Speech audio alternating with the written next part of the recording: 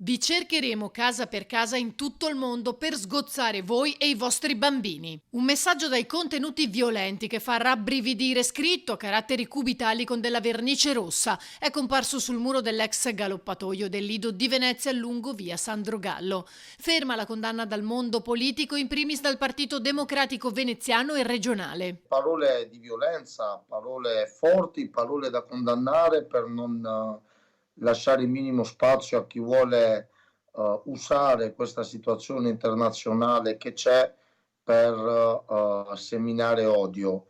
Dalle fonti in nostro possesso, da poco è stata installata una telecamera lì in zona, nei pressi di una strada. Ci auguriamo che ci si attivi a più presto. La speranza è proprio quella di trovare i responsabili grazie alle immagini delle telecamere di videosorveglianza.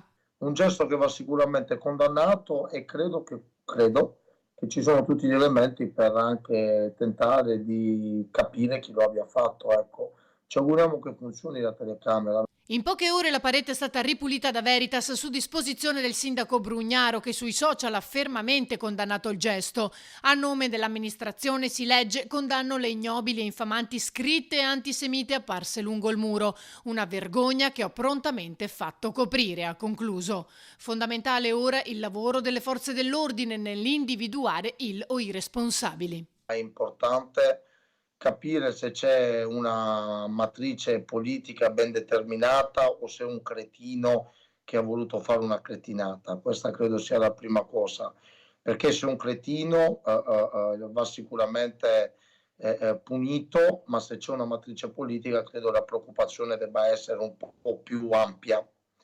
E dopo, come minimo, scuse pubbliche, andare a ripulire il muro e dire sono un cretino, non volevo offendere nessuno.